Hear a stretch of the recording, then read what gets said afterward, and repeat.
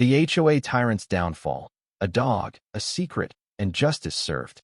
It was a crisp Saturday morning when I pulled up to our family's 50-acre ranch, the kind of place that makes you breathe deeper just to soak it all in. My German shepherd, Duke, rode shotgun, his head out the window, ears flapping like he was trying to take flight. The ranch, passed down through 3 generations, was my sanctuary: rolling hills, ancient oaks, and memories of my grandfather's stories. But that peace was shattered when she showed up. Margaret, the HOA president from hell, screamed that my dog was a monster. Duke wasn't attacking anyone, was fixated on a spot by the fence, whining and digging like his life depended on it. What he uncovered that night turned our quiet community upside down, exposing a secret Margaret would kill to keep buried. This is the story of how one dog brought justice to a tyrant. The calm before the storm. The trouble started at 8 a.m.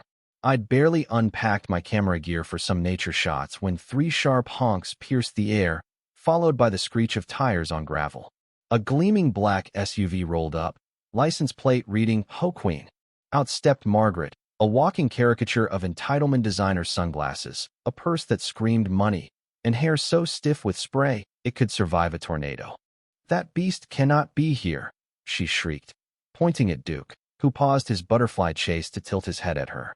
"I'm president of the Pinewood Homeowners Association, and I demand you remove that dangerous animal." I kept my cool, though my blood was simmering. "Morning, Margaret. This is private property. Your HOA has no say here." She laughed, a grating caw. "We'll see about that. That monster's a threat to our community." Then Duke, my search and rescue trained boy, did something unforgettable. He trotted to the fence, sat with perfect posture, and raised a paw for a handshake. Margaret stumbled back, nearly toppling in her heels. "It's attacking me," she wailed, dialing 911. "Send everyone. I'm in mortal danger." Duke, bless him, rolled onto his back, tongue lolling, as non-threatening as a teddy bear. I couldn't help but chuckle, which didn't help. Within 10 minutes, Officer Daniels arrived, looking like he'd dealt with Margaret's theatrics before. "We got a report of a vicious dog attack," he said, eyeing Duke, who was now playing dead for fun. Margaret thrust her phone at him, showing a video of Duke at the park, getting belly rubs from kids. Daniels fought a smile. "Ma'am, this shows a friendly dog. Where's the attack?"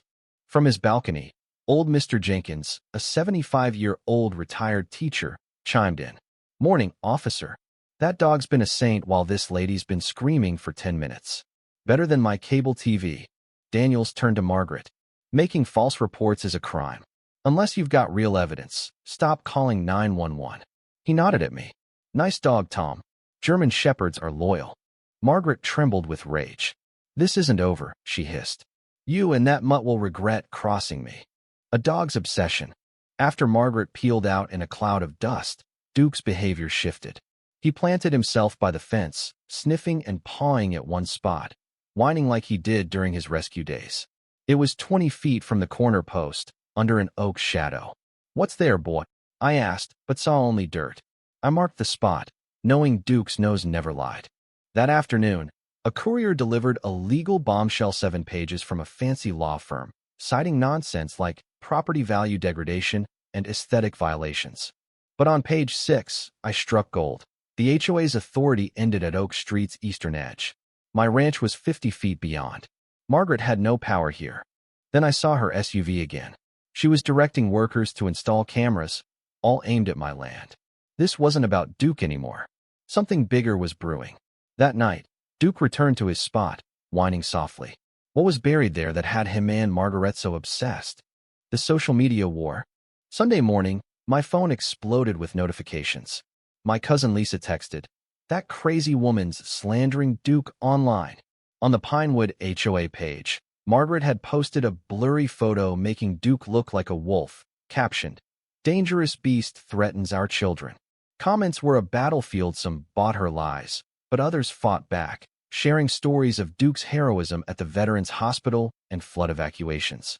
I hit back with a video montage. Duke is a therapy dog, letting kids read to him, wearing a tutu at a princess party. The caption read, "Duke served our community for 3 years. This is who he is." The post went viral, with parents and veterans flooding the comments. Margaret deleted dissenters, but she couldn't keep up. That evening, I set up my motion-activated cameras, focusing on Duke's spot. If Margaret were watching me, I'd watch her. At 2:17 a.m., Duke's frantic barking woke me. His rescue bark meant he'd found something big. I grabbed a flashlight and followed him to the fence, where he was digging like a machine. Checking my camera feed, I froze. At 1:45 a.m., Margaret's husband, Carl, had crept onto my land, burying a metal box right where Duke was digging. Duke dragged out the dirt-covered box. With gloves on, I broke the rusty lock. Inside was a photo of Margaret shaking hands with a suit, standing before a Paradise Valley banner, a luxury resort planned for my ranch. A handwritten note in Margaret's scrawl read, "Get rid of Tom, whatever it takes." A contract showed her $3 million commission if the sale went through, plus a $500,000 deposit stub. This wasn't about a doge, it was about stealing my land. Then my phone buzzed with a text from an unknown number. She owes dangerous people money. Check her garage freezer. See, Carl was warning me. What was in that freezer? And who were these dangerous people? Margaret's desperate gambit. Monday morning, chaos erupted next door. My cameras caught Margaret screaming at Carl. "Where's the box? You idiot, the dog found it." Glass shattered as she raged. That box had everything: the contracts, the payments. We needed it to frame him. At 11 a.m., I watched, stunned, as Margaret, wearing latex gloves, squirted ketchup on her white Persian cat, Snowball, to fake blood. She staged photos, planted dog fur near the collar, and rehearsed, "Vicious attack. Dangerous animal must be put down."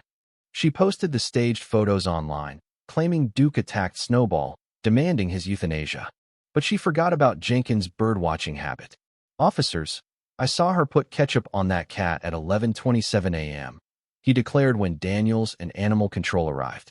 Zeiss binoculars, crystal clear. Duke sealed the deal, retrieving the ketchup bottle and a glove with Margaret's nail polish from her bushes. Daniels shook his head. "Filing false reports and framing someone for cruelty is serious, Mrs. Larson." Snowball, purring despite her ketchup bath, had no injuries. Carl, pale and silent, ignored Margaret's orders to go inside. Her phone rang repeatedly. She rejected the calls, her face ashen. Through her open window, I heard her scream. "The investors saw the posts. Tonight, you have to do it, or we're both dead." The final setup. That night, my cameras caught Margaret and Carl's fight. She admitted owing $2 million to loan sharks, having lost their savings, retirement, and her mother's insurance on crypto gambles. The ranch deal was her way out $3 million to clear the debt. She pressured Carl. "Throw a brick through our window, toss it onto Tom's land. I'll say the dog did it. He'll sell when Duke's gone." Carl, broken after 20 years of manipulation, agreed but demanded a divorce. At 1:47 a.m., he threw the brick through their window, then onto my property. Margaret's 911 call was Oscar-worthy. "That dog threw a brick." I'm barricaded in my bedroom. Duke, snoring beside me, was oblivious. When police arrived, Margaret claimed Duke's DNA would be on the brick. Daniel's skeptical glance said it all. I showed them my footage of Carl's act and Margaret's orders. "Do we end this now, boy?" I asked Duke, who stared at Margaret's house. The HOA showdown. Tuesday's emergency HOA meeting was a circus. Margaret, in a red power suit, presented the German Shepherd menace, with doctored photos and wild claims. She demanded $50,000 for legal action. The room buzzed. 200 people packed in, whispering. Then the doors burst open. Daniels, a detective, and 2 officers marched in. "We're here about your incident, Mrs. Larson," Daniels said, plugging his laptop into the projector. My footage played. Carl throwing the brick, Margaret staging the cat attack, her voice ordering the setup. Gasps filled the room. Carl stood, his voice cracking. "She made me do it. She owes $2 million to loan sharks. She stole $300,000 from HOA funds to pay interest. The ranch deal was to save us." The crowd erupted, demanding audits and her removal. Margaret tried to flee but tripped, her hairpiece cracking like a broken helmet. Duke, calm as ever, sat on her stomach, tail wagging. Jenkins live-streamed. "Karma in action, folks." Daniels cuffed Margaret, listing charges: fraud, embezzlement, false reports, conspiracy. She screamed about neighbors' secrets, illegal pools, Unauthorized sheds, but no one cared. The crowd cheered as she was led away. Justice and barbecue. 3 months later, the ranch hosted a barbecue for 300. A banner read, "Thank you, Duke, our hero." Kids crowned Duke, who endured selfies with endless patience. Jenkins toasted, "New HOA rule. Dogs welcome everywhere." Carl, now divorced and radiant, thanked me. "You and Duke saved me." Margaret got 5 years in prison and $500,000 in restitution.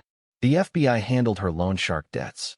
The HOA, led by Jenkins, protected my ranch forever. Duke's video hit 25 million views, earning him a K9 Hero Award.